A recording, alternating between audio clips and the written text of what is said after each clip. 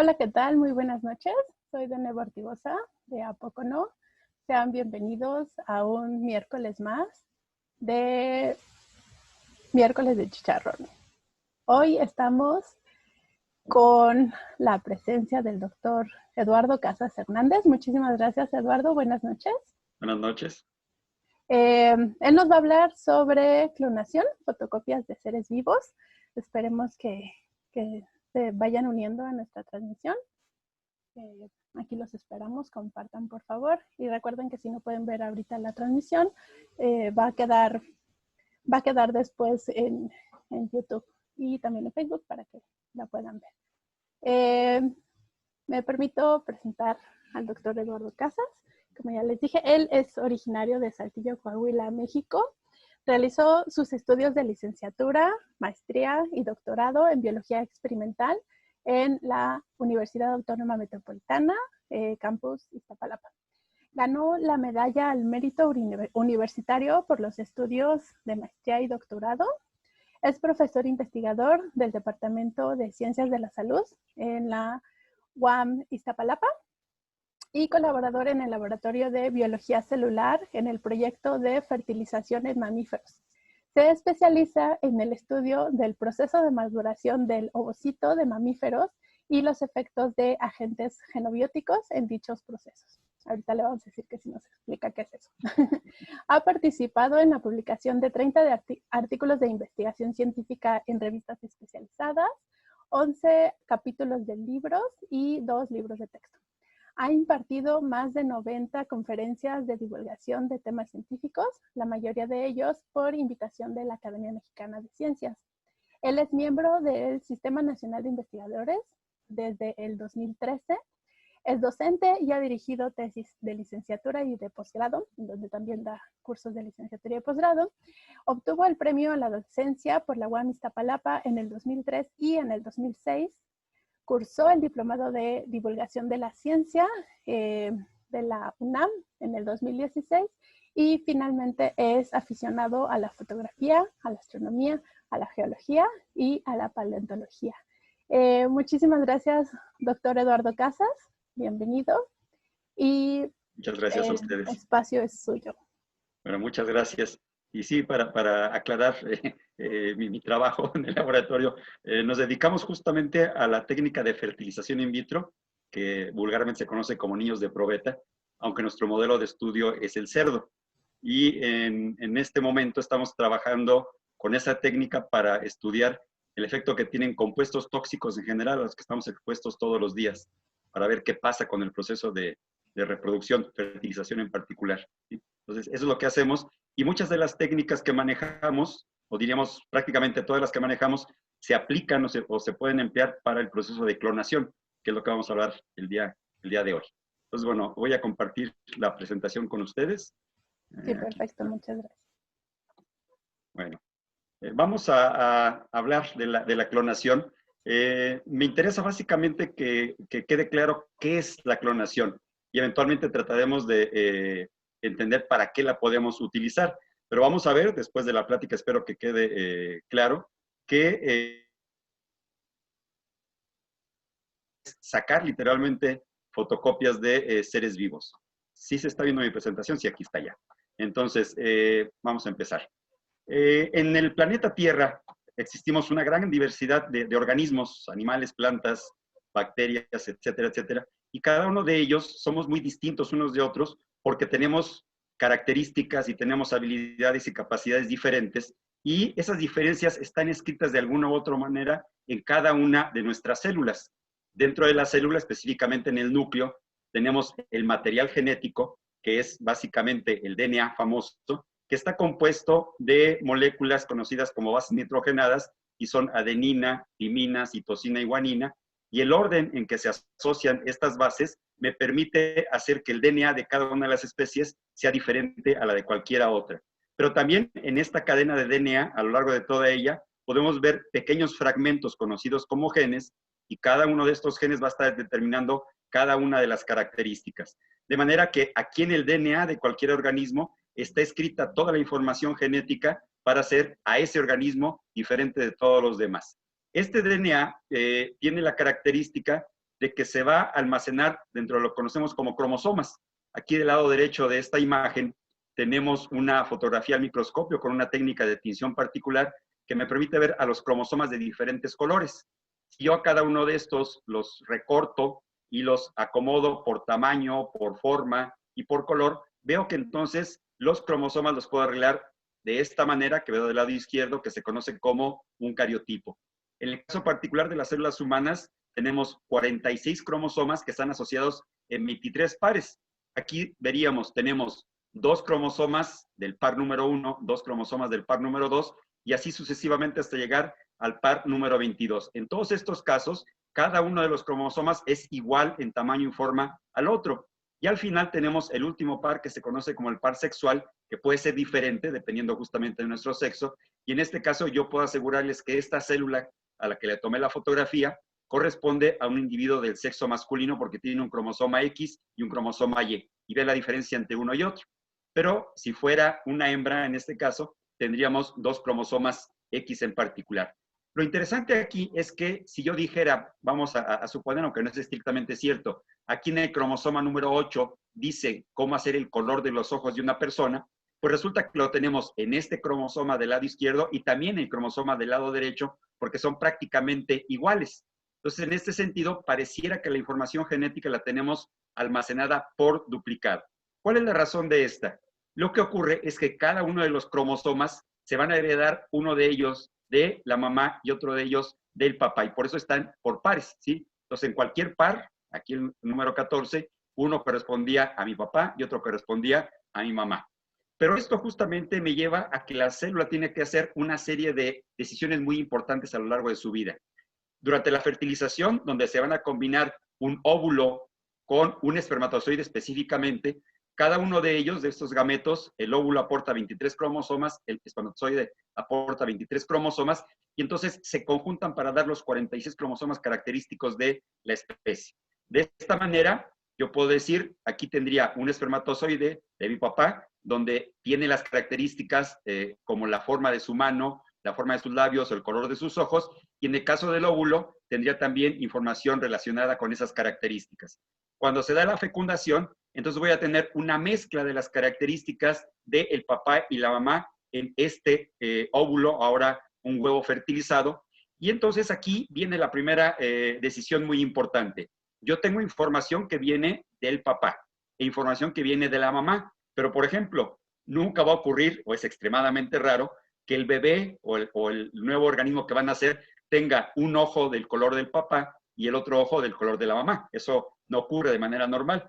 Y entonces aquí, con toda esta combinación de características, la primera decisión que se tiene que hacer, y es como si fuera una especie de baraja genética, se decide qué características de la mamá voy a tomar y qué características del papá voy a tomar. En este ejemplo muy sencillo, donde solamente estoy viendo 3 características, veo que el nuevo individuo va a tener la forma de las manos de la mamá, al igual que la forma de su boca, pero va a tener el color de los ojos del papá. Si esta pareja tuviera un segundo o tercer hijo, la baraja genética vuelve a mezclarse completamente y la combinación de características es diferente para cada uno de los hijos en esta familia en particular. De esta manera podemos tener miles o millones de combinaciones diferentes y por eso todos los seres humanos en el planeta somos diferentes unos de los otros. Aquí simplemente recalcar que nos parecemos en algunas características a nuestro papá y a nuestra mamá, pero nunca somos iguales a uno o al otro. Entonces ya tenemos la primera decisión, qué características de uno o de otro voy a tomar, y empieza ahora sí lo que sería el desarrollo embrionario. A partir de este huevo fecundado, vean que aquí todavía podemos ver los paquetes de cromosomas de uno y de otro sexo, se empieza la división celular. A partir de una sola célula tengo 2 y luego tengo un embrión de 4 células y así sucesivamente hasta que llego a la etapa de blastocisto, donde ya tengo varios miles de células y en este momento se hace la implantación en el tracto reproductor femenino, ¿sí? Después de esto viene una segunda decisión tan importante o más importante que la anterior.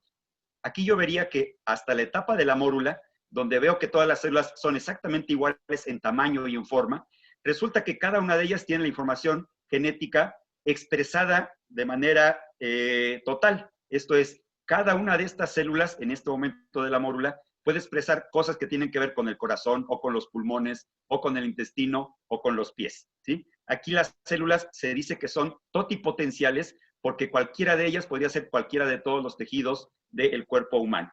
Pero después de esto, ya cuando empieza el desarrollo hacia el blastocisto y en etapas posteriores hacia lo que va a ser un feto, viene ahora lo que se conoce como un proceso de diferenciación, donde justamente las células, ¿sí?, en este embrión, ya un poquito más complicado o mucho más obvio aquí en el feto, dependiendo de la posición en que se encuentran, adquieren el compromiso de ser un órgano o un tejido particular y no otro. Esto es, si yo tuviera un grupo de células que están metidas aquí hasta adentro, se convertirían, por ejemplo, aquí en células de los pulmones. O si está cercano a él, sería la parte de las células del corazón. O si está, por ejemplo, en el extremo posterior, sería algo que tiene que ver con los pies y así sucesivamente. Entonces, la posición de las células va a determinar qué es lo que van a hacer, ¿sí? Aquí lo interesante es que yo estoy viendo que en las células totipotenciales la información genética se expresa de manera total, mientras que en una célula diferenciada solamente voy a ver información que tiene que ver con la célula o con el tejido o con el órgano que van a formar parte. Por eso decíamos, en este caso una célula que está en este punto en particular expresa cosas que tienen que ver con los pulmones, pero ya no expresa cosas que tienen que ver con el corazón o con el intestino o con los pies. O por otro lado, una célula que está en esta posición expresa cosas que tienen que ver con el intestino, pero no con el corazón, los pulmones o los pies. Esa segunda compromiso es muy importante para estas células diferenciadas, ¿sí? Aquí, después de que entendimos cómo ocurría este proceso, decimos, tenemos un embrión temprano donde todas las células son totipotenciales y después de cierto tiempo pasamos a un feto donde cada una de las células tiene una alta especialización porque ya es parte de un tejido en particular. ¿En qué momento la información genética que ya no se utiliza va a cambiar? ¿Sí? Decíamos, aquí se expresa toda, aquí solamente la que tiene que ver con el órgano en particular, ¿sí? ¿En qué momento entonces, durante este desarrollo embrionario y diferenciación, las células dejan de ser totipotenciales, ¿sí? Para contestarlo, se establecieron o se formularon una serie de experimentos justamente de clonación. Aquí la palabra clonación viene del prefijo griego clon, que significa un vástago o un retoño, sobre todo haciendo referencia, por ejemplo, a las plantas como los rosales, de los cuales si yo tomo un pedacito y lo siembro, voy a tener un rosal completo. Esto es, un pedazo me da origen a un organismo completo y en principio eso sería un clon o estoy haciendo un proceso de clonación. La característica de estos clones es que justamente van a tener características genéticas idénticas al progenitor. Esto es, si yo tenía mi rosal con ciertas características, el pedacito de tejido, el pedacito de rama que yo obtenga, va a tener las mismas características y al final voy a tener dos rosales genéticamente idénticos. Este tipo de procesos son muy comunes en organismos inferiores, estos organismos no tan complicados como nosotros, como podrían ser bacterias o como podrían ser protozoarios o algunos organismos, sobre todo acuáticos, más o menos sencillos, donde ellos tienen la capacidad de a partir de una sola célula fragmentarse, ya sea a la mitad completamente o en pedazos relativamente pequeños, y cada uno de los fragmentos se va a comportar como un organismo completamente independiente uno del otro. Pero como aquí solamente está participando un organismo progenitor, resulta que los descendientes, estos dos en este caso particular, serían estrictamente y exactamente idénticos al original. Son clones de este original. Y entonces esto es un tipo de reproducción asexual. Y es muy común en organismos inferiores, ¿sí? Aquí lo interesante, y es justamente a mediados del siglo pasado, 1952, donde tratando de responder a aquella pregunta, ¿en qué momento del proceso de diferenciación ocurre ese apagado o ese cambio en la información genética de las células? Se hace esta técnica de clonación utilizando un trasplante nuclear desde embriones. Para esto lo que voy a hacer es voy a tomar un óvulo, en este caso de una rana, a la que le quito el núcleo y de esta manera tengo una célula con la maquinaria para el desarrollo embrionario, pero que no tiene nada de información genética. Por otro lado, voy a tomar una célula de un embrión en desarrollo, una célula totipotencial, y le voy a extraer con una aguja muy fina el núcleo, donde está la información genética, y se lo inyecto al óvulo, ¿sí? Tengo ahora entonces esto que sería un embrión reconstruido, que tiene la maquinaria de esta célula de aquí arriba y tiene la información genética de esta célula de aquí abajo. Si dejo que avance el desarrollo embrionario, que en anfibios es relativamente sencillo, puedo llegar a tener eventualmente un renacuajo o hasta una rana completa.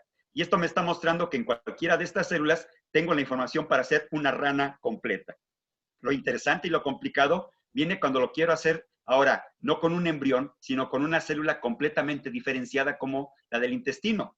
Lo mismo, tomo un óvulo, le quito el material genético, pero ahora voy a tomar una célula diferenciada del intestino, del estómago, por ejemplo. Esta célula sabe hacer cosas del intestino nada más, ¿sí? Ya no sabe hacer cosas de corazón, cerebro, etcétera, etcétera. Hago el embrión reconstruido y dejo que avance el desarrollo embrionario. Y aquí tengo varios posibles resultados. En muchos casos voy a tener un embrión que sigue avanzando su desarrollo hasta etapas tempranas, y eventualmente se detiene y eventualmente muere.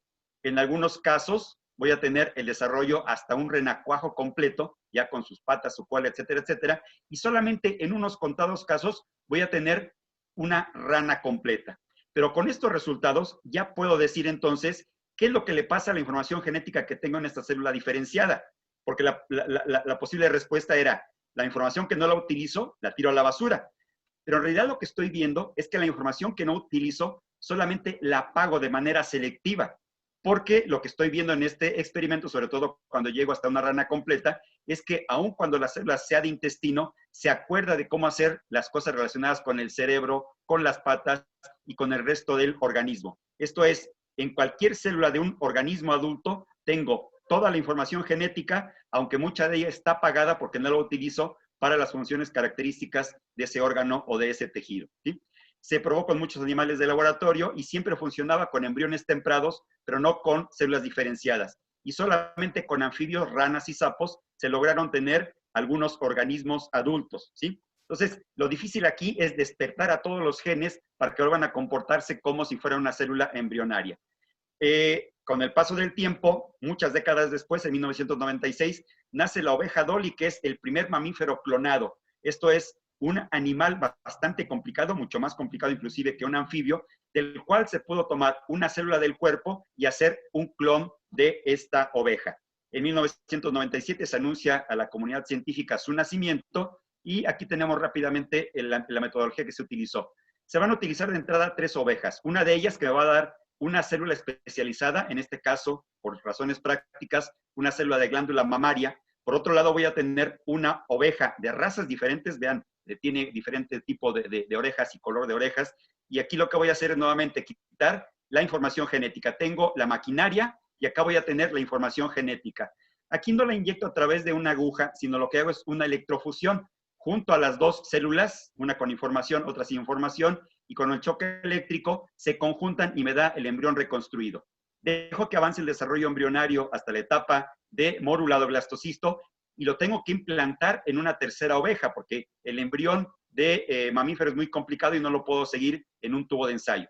Tengo que ponerle una tercera hembra que va a dar a luz eventualmente a un cordero, ¿sí? Vean que entonces tengo una mamá que me donó la célula de glándula mamaria, una mamá que me donó el óvulo y otra mamá que me dio a luz a este corderito. Aquí la pregunta sería, ¿este cordero recién nacido a quién se parece? ¿A la oveja 1, a la oveja 2 o a la oveja 3? ¿Sí? Recordemos, aquí está la información genética, aquí está la maquinaria y esta solamente lo dio a luz. La respuesta tal vez, estoy escuchando a todos los presentes, que me dirían que este cordero se parece a la oveja número 1. Yo les diría, no es cierto, no se parece a ninguna de las 3, sino que es idéntica a la oveja número 1. Vean que a lo mejor parece cuestión semántica, pero es diferente decir, este cordero es idéntico a decir, este cordero se parece a este, ¿sí? Yo me parezco a mi papá y a mi mamá, pero no soy idéntico a ninguno de los dos. En este caso, este cordero, como heredó solamente la información genética de esta oveja, va a ser idéntico a esta primera oveja. Y entonces tengo un clon, una copia idéntica del original. Sería como si esta oveja, varios años después de haber nacido, tuviera un gemelo idéntico nacido por esta técnica de clonación, ¿sí? Esta oveja se llamó Dolly, aquí lo tenemos, una foto en los primeros días de su nacimiento, y aquí la mamá que lo dio a luz, vean que no tiene ninguna característica de ella, y se llamó Dolly en honor a la cantante Dolly Parton, ¿sí? En este caso, lo importante de este resultado fue que fue el primer mamífero producido por este tipo de técnicas de clonación. Sin embargo, aprendimos que es una técnica muy poco eficiente. Tuvieron que hacerse alrededor de 300 ensayos para tener solamente un éxito. Esto es, es bastante complicado hacer la clonación de organismos tan complicados como un mamífero, como una oveja en este caso, ¿sí? Después de ello, Dolly tuvo una vida aparentemente normal hasta que 10 años después tuvo que ser sacrificada porque aparecieron problemas respiratorios y de artritis muy severos que llevaron a aplicarle la eutanasia. Sin embargo, durante su vida pudo dar a luz a 6 corderos, obviamente aquí por reproducción natural, ¿sí? En algunos casos gemelos o hasta trillizos, pero murió a los aproximadamente a los 6 años, cuando se esperaba que tuviera 12 años al morir, ¿sí? Entonces aquí la primera incógnita fue que a lo mejor había nacido vieja. Esto es, nació tan vieja como la célula o como a la oveja a la que le tomamos la célula de glándula mamaria. Después de muchos estudios se determinó que no necesariamente ocurre eso con todos los animales clonados. Y de hecho tenemos muchísimos ejemplos, la mayoría de ellos animales de granja o animales de laboratorio, que han sido clonados con excelentes resultados y que no han tenido los problemas que manifestó Dolly a una edad relativamente temprana. Entonces tenemos burros, ovejas, cabras, vacas, cerdos, caballos, ratones, perros, gatos, etcétera, etcétera. Y los ejemplos siguen aumentando en estos días, ¿sí? Aquí, ¿para qué hacer clonación en animales? Uno de los objetivos más importantes es sobre todo en animales de granjas. Imaginen que por azares del destino, por suerte, tengo una vaca superproductora de leche. Si esta vaca la cruzo de manera normal, cada vez que se reproduzca, solamente un cuarto de sus hijos tendrá esa característica. Pero si hago clonación, que son fotocopias, voy a hacer un rebaño de ovejas, de vacas exactamente iguales al original. Entonces tiene muchísimas ventajas. También se ha aplicado en animales en peligro de extinción. Aquí tenemos sobre todo éxitos en este bovino de Asia y en este ciervo de Europa, pero son ejemplos de animales donde se está intentando hacer clonación para especies en peligro de extinción. En mascotas no se diga, ya inclusive hay compañías que ofrecen los servicios de clonación para que cuando mi perrijo o mi perrija se muera pueda tenerla otra vez conmigo por un proceso de clonación.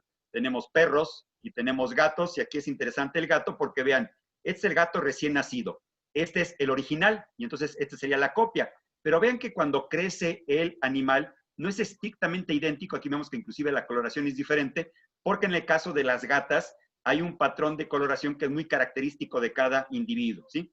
Entonces, los animales no son estrictamente idénticos en todas las características, pero bueno, son muy parecidos, por lo menos genéticamente, ¿sí? Aquí lo que hemos aprendido después de hacer clonación reproductiva en muchos animales, vemos que el promedio de éxito es de 0 a 4%, es un éxito relativamente bajo, ¿sí? Sin embargo, se sigue intentando hacer para mejorar este éxito. Y solamente en algunos casos contados, como por ejemplo en el caso de los ratones, se ha logrado hasta un 80% de eficiencia, ¿sí? Decíamos que hay muchas aplicaciones para esta clonación y sería para mejoramiento genético, para hacer animales productores de medicamentos con diferentes proteínas o diferentes compuestos que puedo utilizar para curar enfermedades humanas, o para utilizar trasplantes de cerdos a humanos, o como decíamos, en animales en peligro de extinción. En este caso particular, hay por ahí la idea de buscar células en animales preservados en algún museo para tratar de hacer la clonación y tener mamuts, o tener tigres de dientes de sable, o inclusive tener dinosaurios, ¿sí? Hasta la fecha no lo hemos podido hacer, pero hay gente que está interesada en hacerlo. Entonces, con animales tenemos una serie de ventajas y una serie de justificaciones para hacerlo. Que nos puede inquietar es, si ya lo hicimos en mamíferos, lo puedo hacer en seres humanos, ¿y para qué valdría la pena hacerlo en seres humanos? ¿Sí? Aquí, pues, para tener clones, muchas copias idénticas, para llevarlos a formar un ejército de organismos muy resistentes, superiores, y que no importa que se mueran, tengo muchos para reemplazarlos, ¿sí? En el caso de los seres humanos, la clonación puede verse desde dos perspectivas. Una sería hacer la clonación reproductiva y otra la clonación terapéutica. En el primer caso, la clonación reproductiva implicaría que, como lo hago con animales, voy a tener un organismo, un individuo, que me va a donar una célula del cuerpo, una célula diferenciada. Voy a tomar un óvulo de una mujer a la que le quito su material genético y tengo la maquinaria para el desarrollo embrionario. Hago la combinación, la transferencia nuclear o la electrofusión, y voy a empezar el desarrollo embrionario hasta que llegue a la etapa de mórula o blastocisto, y lo implanto en una mujer que lo va a dar eventualmente a luz, ¿sí? Este bebé clonado va a ser exactamente igual al donador de la célula somática. Y por eso decimos que es una clonación reproductiva. El fin de esta sería tener, a partir de un individuo, copias o fotocopias idénticas a ese original, ¿sí? Sin embargo, aquí, este tipo de clonación reproductiva en los seres humanos tiene una serie de vertientes que pueden ser muy interesantes de estudiar, porque aparecen problemas técnicos, éticos y sociales.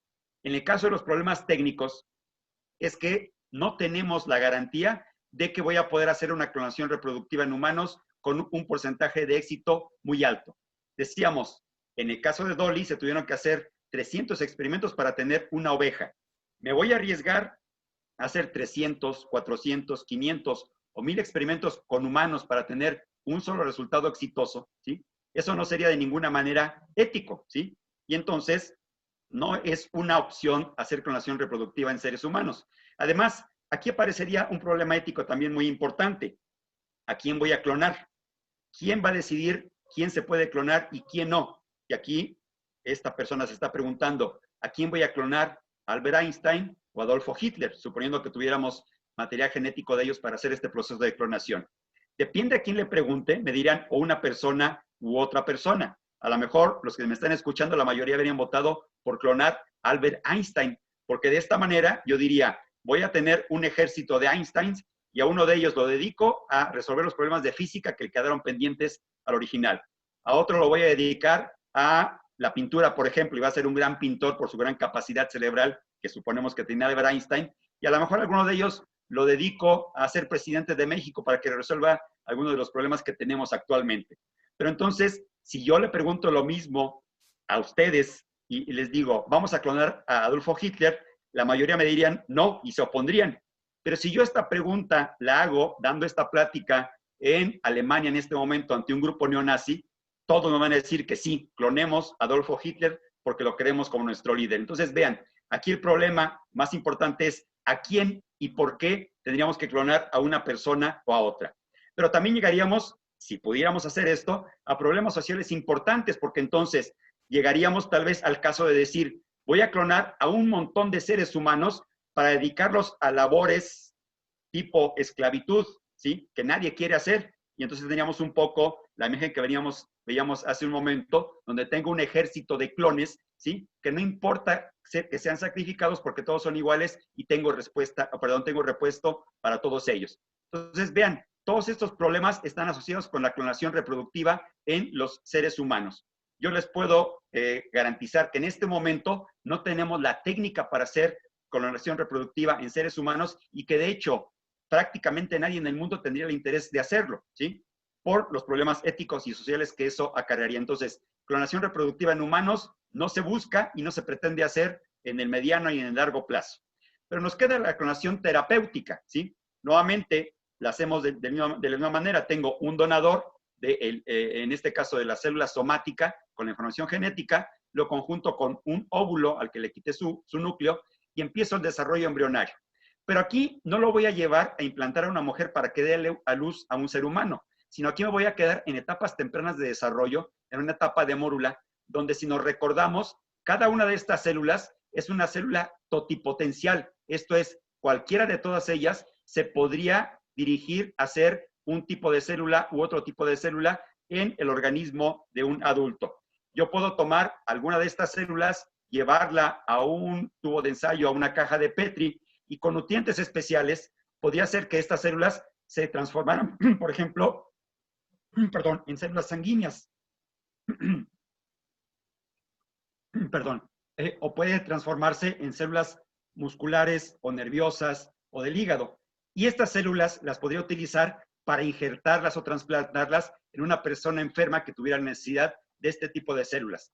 Entonces, en este caso, por eso es terapéutica, porque lo que yo hago es tener células totipotenciales que después puedo diferenciar a cualquier tipo celular presente en el cuerpo humano.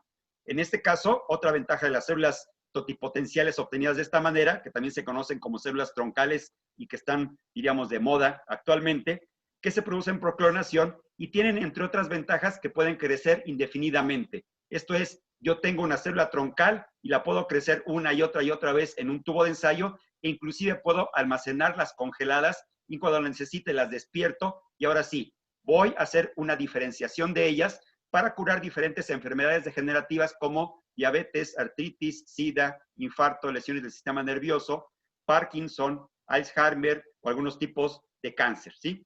Con la ventaja de que si regresamos, perdón, a esta de acá, yo diría, a esta persona le quité una célula. Supongamos que esta persona tiene Parkinson o Alzheimer. Es un problema que tiene que ver con la muerte de las células del cerebro. ¿Qué tal que después de hacer esta clonación terapéutica, voy a tomar células de este individuo a fin de cuentas y reproduzco células nerviosas que pueda injertar en el cerebro de esta persona, esperando que se regenere el tejido nervioso? La ventaja de todo esto sería que las células nerviosas van a ser exactamente iguales a las que tenía la persona y de esta manera no va a haber ningún problema de rechazo que es común en los procesos de trasplante. Entonces, ahí tenemos una serie de ventajas en este tipo de clonación terapéutica, ¿sí? Entonces, aquí yo les diría, en el caso de los humanos, tenemos clonación reproductiva y terapéutica, cuál se puede utilizar, cuál no, y tenemos también la clonación en animales que se sigue utilizando de manera común y corriente, sobre todo para mejoramiento genético. Con esta presentación, espero que les haya quedado un poco más claro qué es la clonación, ¿sí? Y eventualmente, para qué puede servir, ¿sí? Y espero haberles dejado más dudas que las que respondí para que pueda contar con su participación y nos hagan estas preguntas a continuación. Si alguien tiene interés en comunicarme ya directamente, trabajo en el Laboratorio de Biología Celular de la UAM Iztapalapa y este es mi correo electrónico. Y bueno, pues les agradezco mucho su paciencia y su presencia y estoy abierto a tratar de contestar todas las preguntas que se pueda en los minutos que nos quedan de la plática. Muchísimas gracias. Perfecto. Muchísimas gracias por tu presentación. Fue bastante interesante y nos contaste justo todo lo que tiene que ver con la clonación. ¿Tienes saludos de tus familiares, saludos de tus exalumnos y saludos de tus alumnos? Entonces, sí, bienvenidos todos. Gracias. Te voy a hacer algunas preguntas. Nos comentaste de la oveja Dolly, ¿no? Que fue después de varios intentos, dijiste 277 embriones, ¿no? Sí. Entonces hay varias preguntas relacionadas con la oveja Dolly. La primera es, ¿hubo previas ovejas Dolly, pero ya no en embriones, sino que estuvieran como en una etapa intermedia en donde ya se hubiera desarrollado completamente, pero no hubiera... Yo te diría, bueno, aquí se hicieron, vamos a cerrar números, 300 experimentos. Cada uno de esos experimentos se transfirió a una oveja receptora y entonces se esperaba que el desarrollo embrionario avanzara hasta tener una oveja recién nacida. De esos 300, muchos se quedaron en etapa de mórula, inclusive en el tubo de ensayo. Algunos se quedaron ya como blastocitos implantados en el útero de la oveja receptora.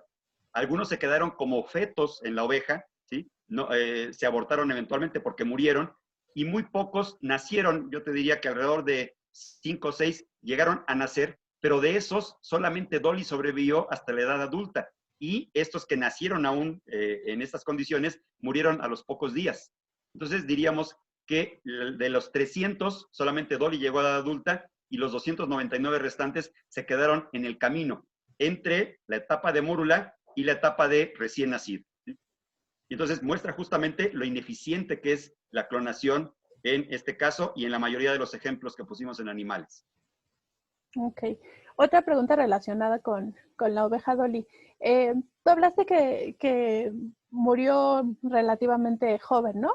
Ajá. De artritis y de artritis. Problemas respiratorios. Gracias, problemas respiratorios. La primera Dolly, la original Dolly, de donde sacaron el material, ¿tuvo esas mismas repercusiones o qué le pasó? No, lo dijeron. Digamos que la Dolly original, el original, no la fotocopia, vivió una vida normal, alrededor de 12 años, que es la vida media de una oveja, ¿sí? Sin esos problemas. ¿Sí? Aquí hubo mucha especulación y de entrada se decía, lo que pasa es que tuvo esos problemas porque nació vieja. Y entonces, cuando nace, tiene ya los, digamos, 7 u 8 años que tenía su mamá o la original. Y entonces fue haciéndose vieja mucho más rápido que la original. Y que a lo mejor eso acarrió este tipo de enfermedades, sobre todo de tipo degenerativo, dado por la edad. ¿Sí? Y entonces se especuló mucho a que si Dolly había nacido vieja o no. pareciera que sí hubo algunos problemas en particular en ese ensayo de Dolly, pero cuando se empezó a hacer clonación en otro tipo de animales, se vio que en realidad, si logramos hacer una clonación muy eficiente, donde logramos despertar todos los genes de manera adecuada, no debemos de tener ningún problema asociado con la edad en los animales nacidos por clonación, ¿sí? Entonces, digamos que fue un experimento exitoso en el sentido de que llegó a esta edad adulta, pero que sí probablemente pudo haber tenido cierto problema de origen, no por la mamá, no por el original, sino porque el proceso de clonación no fue eficiente en el sentido de despertar adecuadamente todos los genes necesarios para un desarrollo normal. Ok, oye, y justo eso, ¿sabes si en la actualidad están haciendo experimentos para ver si los animales clonados nacen viejitos o no? En el sentido de que justo cuando recién nacen se les pudiera tomar material genético ¿Sí? y congelar eso o guardarlo o incluso clonarlo y Ajá. X años después también se hace. Bueno, aquí es interesante esto. Decíamos que la eficiencia anda alrededor del 4%, pero ha llegado hasta 80% en ratones. Se han hecho experimentos donde tengo un ratón original y entonces a ese ratón le tomo una célula y tengo un clon. Sería la primera generación. A ese clon, cuando llega a la edad adulta, le tomo una célula y saco un clon que será la segunda generación. Y en ratones se han obtenido hasta 7 generaciones sucesivas.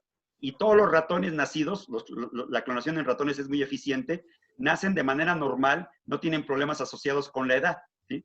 Entonces, aquí lo que nos demuestra todo este tipo de resultados o ensayos es que lo difícil de la clonación es despertar de manera adecuada a los genes para que no se presenten problemas en el desarrollo, en la diferenciación o ya en la edad adulta de cada uno de estos animales.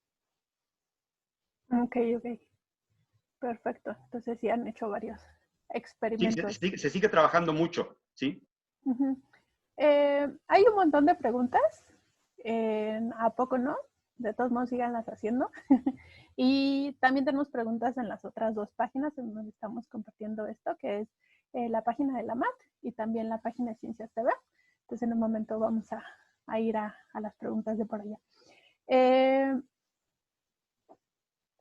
Voy a leer la textual. Ajá. ¿De qué manera una célula somática diferenciada regresa a ser una célula totipotencial al momento de introducir el material genético al óvulo? Bueno, es que parte justamente del proceso, no basta solamente con tomar un óvulo sin núcleo y una célula somática y juntarlas, sino que hay que buscar las condiciones del medio de cultivo adecuadas para hacer que todos los genes despierten o los genes necesarios despierten. Esa es la parte difícil justamente, ¿sí? Y entonces, para cada especie es diferente. Cuando se hace la clonación de ranas, se dijo, ya hicimos una clonación en animales, voy a hacerla en todos los animales, pero se vio durante muchos años que era muy difícil, prácticamente imposible hacerlo en animales diferentes a las ranas o a los sapos. Tuvieron que pasar casi 50 años para hacerlo en otro vertebrado, otro mamífero diferente, ¿sí? Pero cuando lo hicimos después en Dolly, dijimos, pues es bien fácil, ya lo voy a poder hacer en vacas, en perros, hasta en humanos. Pero no, la experiencia nos ha mostrado que en cada una de las especies el proceso es diferente porque tenemos que buscar condiciones diferentes para cada especie para despertar de manera adecuada a todos los genes. Y ese despertar adecuado de todos los genes es justamente lo que permite pasar de una célula diferenciada que sabe hacer algunas cosas nada más, a ser una célula totipotencial que sabe hacer todo y eventualmente un organismo completo. Ok. Oye, nos habías comentado que está el objetivo es pues la industria ganadera, ¿no? Generalmente sí. Ajá. Entonces, hay dos preguntas ahí relacionadas. La primera es que si se puede hacer simplemente pedazos de carne para ya No. no hacer el animal completo, Ajá. para evitar matarlos y producir como la carne in vitro, y si es Ajá. posible económicamente hablando y Sí. pronto, o sea, en un A futuro ver, cercano. te contesto esta en particular. Para hacer un bistec no necesito hacer clonación. Bastaría, y de hecho se hace ya en el laboratorio, tomar células de tejido muscular y hacerlas crecer en un tubo de ensayo. Y hacerlas crecer inclusive al tamaño de tener una fibra muscular completa o un bistec completo, ¿sí? Pero no tiene que intervenir un proceso de clonación, sino solamente un proceso de cultivo de células en un tubo de ensayo que se puede hacer. ¿sí? Ya hay algunos reportes exitosos de que se han logrado hamburguesas por este proceso. Actualmente es un proceso muy largo, muy costoso, pero si fuera el interés particular, podríamos llegar a tener bisteces en una caja de Petri, sin necesidad de hacer clonación. Estoy bastante impresionada. Oye, la parte ética de esto, hay regulaciones internacionales, la gente o los investigadores lo tienen que hacer en ciertos países, en unos países se permite hacer cierta investigación y en otros no. ¿Cada país tiene su regulación o cómo funciona esto? Es muy interesante. Yo diría que prácticamente cada país tiene su regulación. Por ejemplo, en nuestro caso particular en México, está prohibido cualquier tipo de clonación asociada con los seres humanos, pero no está legislado la clonación con animales. De manera que, como les comentaba, yo en mi laboratorio podría hacer clonación de cerdos si me interesara y no tendría ninguna restricción, ¿sí? Hay algunos países como Estados Unidos o como Japón que pueden hacer clonación inclusive humana sin ninguna restricción, ¿sí? Solo que aquí, como les decía, la experiencia ha mostrado que no vale la pena ni siquiera intentar hacer clonación reproductiva. Y en realidad para lo que se está haciendo es para clonación terapéutica, para obtener células troncales, para tratar esas enfermedades que decíamos que son degenerativas en general, ¿sí? Entonces, sí podríamos afirmar que cada país tiene una legislación diferente, ¿sí? Y además de todo esto, además de la legislación que hay en cada país, digamos que hay comités de ética internacionales que están de alguna manera limitando qué tipo de experimentos se pueden hacer y qué tipo de experimentos no se deberían hacer, ¿sí? Y entonces, en ese sentido, hay prácticamente un consenso mundial en toda la comunidad científica de no hacer clonación reproductiva en seres humanos. No tiene ningún sentido. Ok. Oye, regresando al tema de las enfermedades, nos preguntan, mencionando como ejemplo las enfermedades neurodegenerativas, Ajá. si las células transferidas pensarían que tendría la misma ruta para la enfermedad y si realmente sería funcional un trasplante o el trasplante. Aquí se tiene la duda. Si yo soy una persona que tiene Alzheimer y entonces me saco una célula, hago clonación terapéutica y tengo neuronas que son compatibles conmigo, la pregunta sería, ¿esas neuronas ya están destinadas a tener la enfermedad que yo tuve originalmente? Hay muchas dudas en ese sentido. Y aquí lo que podríamos pensar es que el hecho de pasar de una célula diferenciada a una célula totipotencial la hace que ponga de alguna manera el contador a cero y es una célula como si acabara de nacer sin ningún defecto en su composición genética. Entonces, hay pocas probabilidades de que causara o que tuviera ese destino que tenía en mi cerebro las células originales.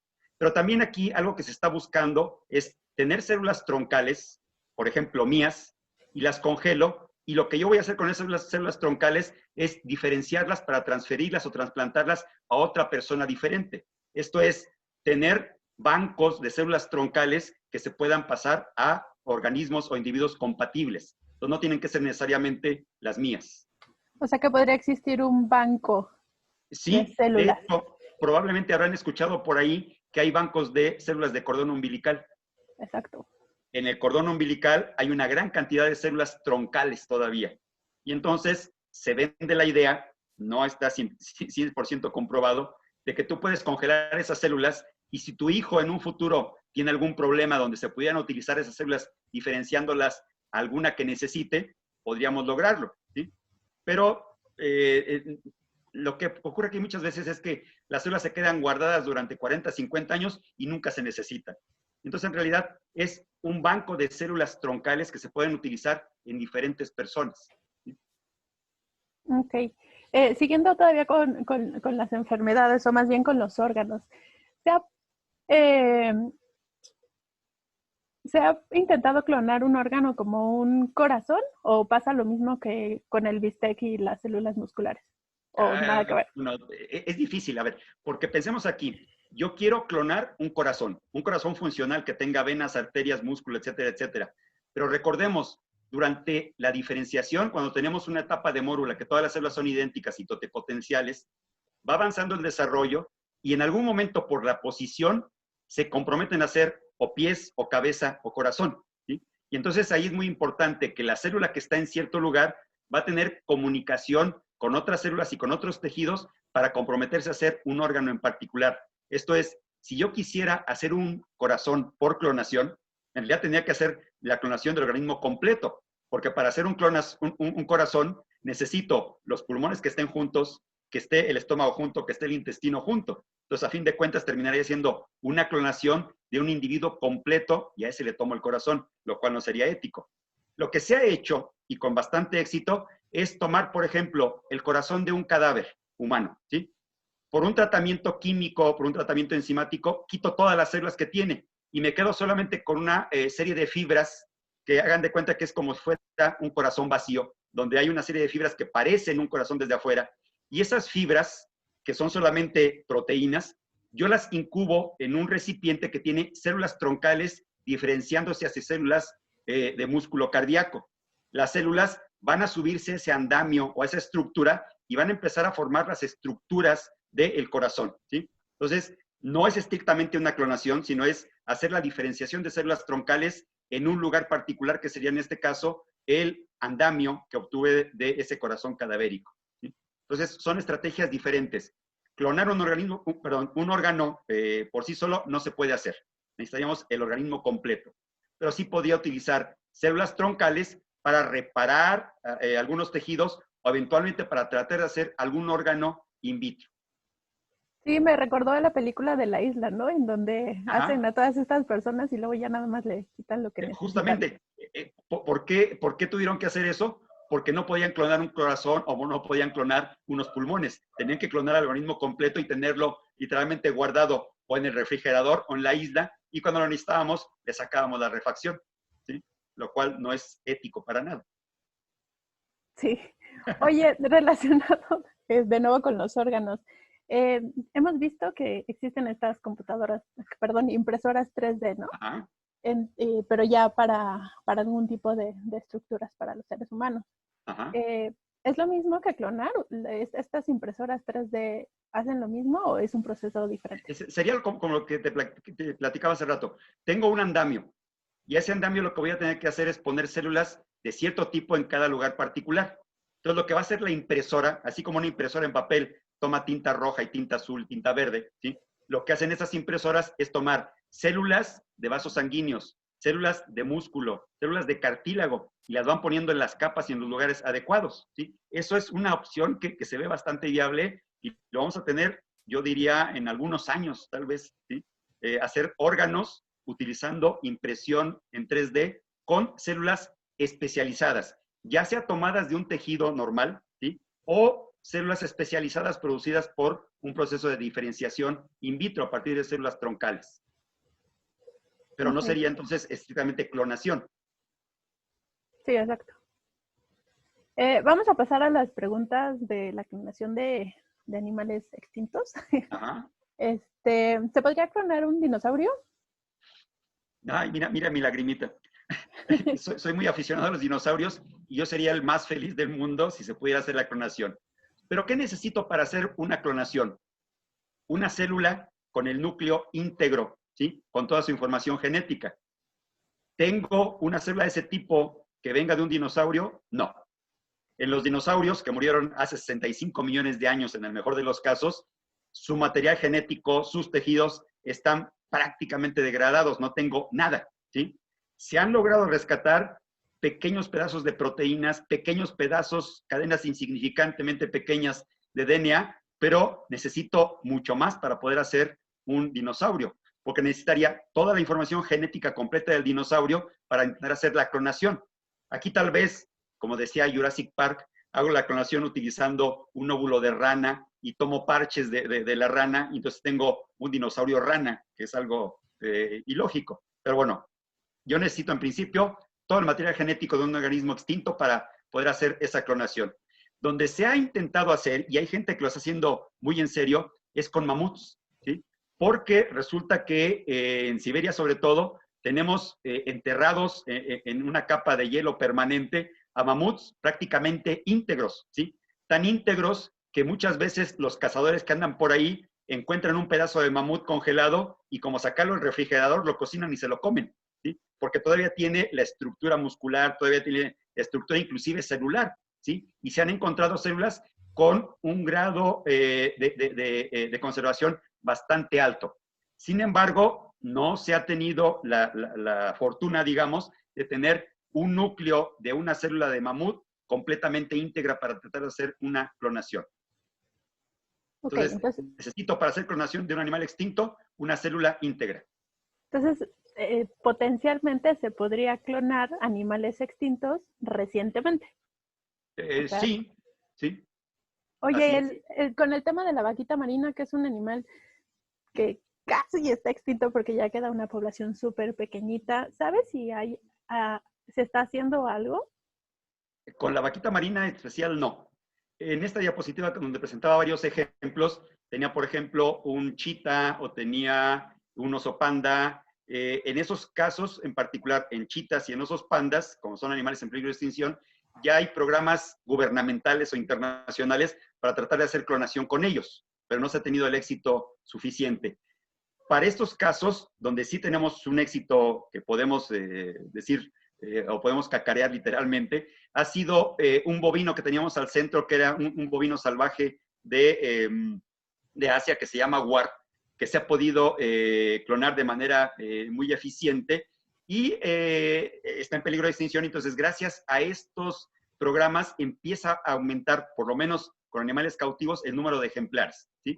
En el caso, en esa diapositiva también teníamos algo que parecía una cabra montés. Ese es un animal que se llamaba ibex, que ya se desapareció, que el último ibex que estaba en un zoológico, se le tomó material, se le tomaron células recién muerto y se logró hacer la clonación utilizando una cabra.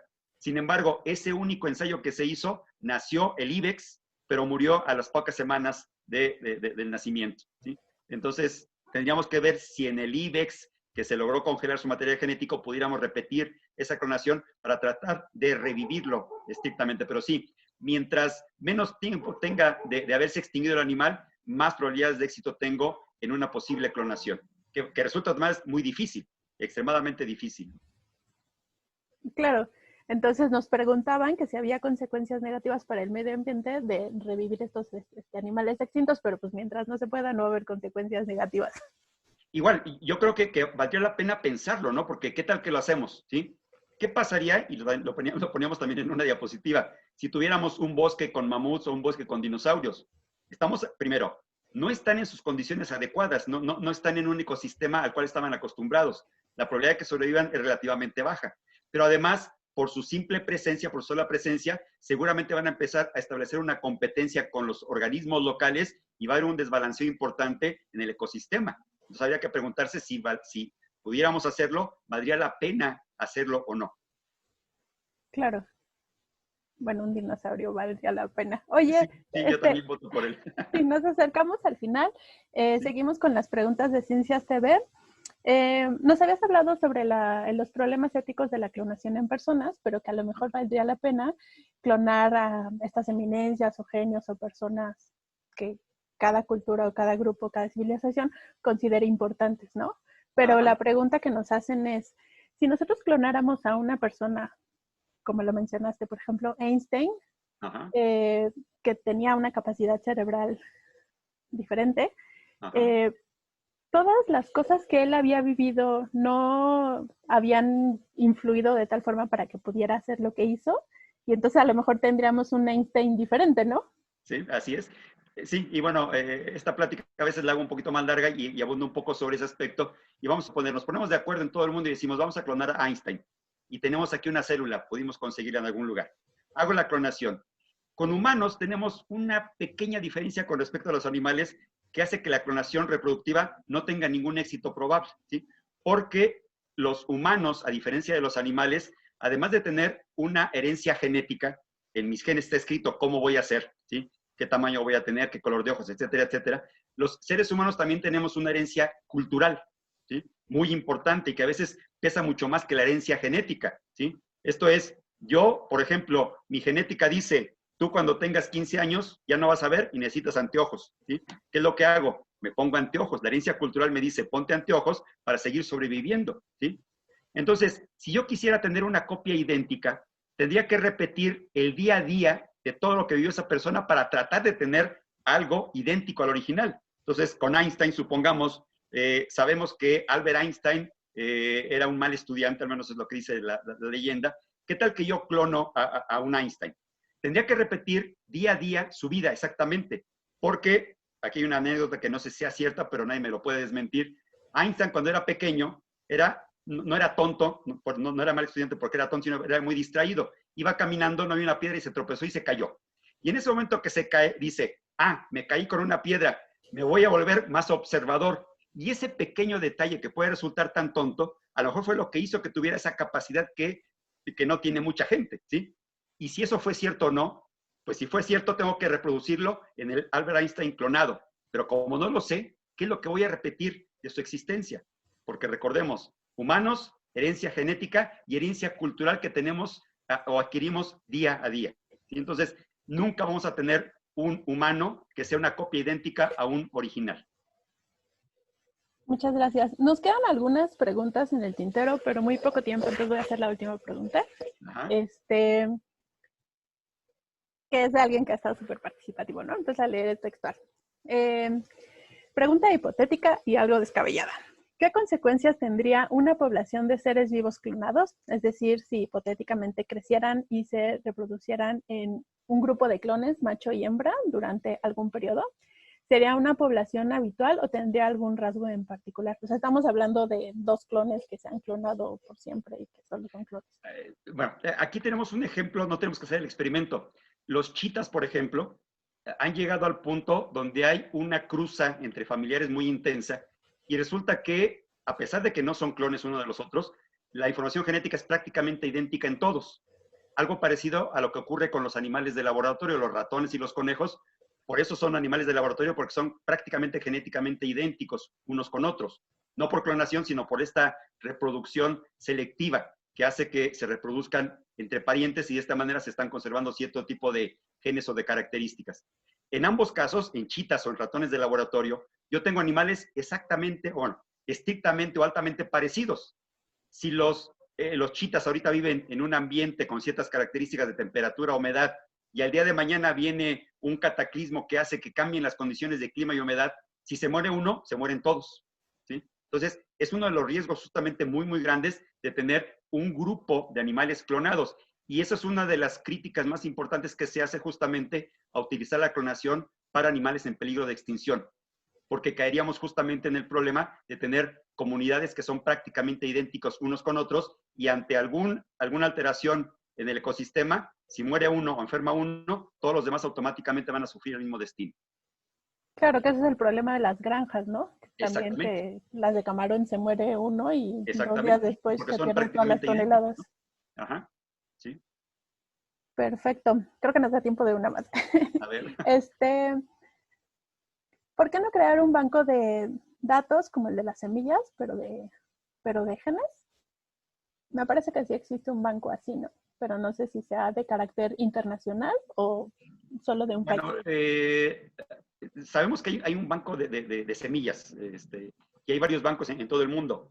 Con el caso de los animales, lo que hay a disposición son inclusive compañías que se dedican a vender células congeladas, ¿sí? De diferentes especies con diferentes características, ¿sí? Pero no sé que haya algún intento internacional para hacer este banco de germoplasma de animales, donde en realidad lo que tendríamos que hacer, porque es relativamente sencillo, hacer, no clonación, sino hacer fertilización in vitro y congelar los embriones y mantenerlos congelados. Algo que, por ejemplo, se utiliza mucho para seres humanos, ¿sí? Parejas que tienen problemas de infertilidad se someten a un proceso de fertilización in vitro, se tienen 20 embriones, se le implanta a la mujer uno y los demás los guardan congelados para que eventualmente, si se ofrece, descongelarlos. Y sería una manera de tener bancos de germoplasma de animales, congelamiento de embriones. Especies, sobre todo domésticas y especies de granja, sí se venden inclusive embriones congelados de diferentes especies con diferentes características, ¿sí? Entonces, tenemos no bancos estrictamente porque no abarcan todo el espectro de animales, pero sí tenemos una gran cantidad de animales congelados en embrión. Claro, de las de interés comercial, ¿no? Exactamente, básicamente. Bueno, pues con eso terminamos el día de hoy, el miércoles de Chicharrón. Muchísimas gracias por por tu presencia, por tu tiempo y por tu participación. Muchas gracias a todas las personas que nos acompañaron a través de ¿A Poco No?, a través de la MAP y a través de Ciencias TV. Pues muchísimas gracias por estar. Muchísimas gracias a ustedes por invitarme. Y por ahí quedó mi correo, por si alguien no puede dormir con alguna pregunta, hágamela por correo. Sí, de todos modos, las preguntas que no se pudieron resolver, se las vamos a pasar para que de tarea nos las conteste y lo vamos a pegar en el chat. Muchísimas gracias a todos. Nos vemos el siguiente miércoles. Síganos por Facebook, Twitter, Instagram, la página, LinkedIn y todas las redes sociales que tenemos. Y buenas noches. La semana que entra vamos a hablar sobre teporingos. Hasta luego. Estaremos, gracias. nos vemos, hasta luego. Gracias, doctor.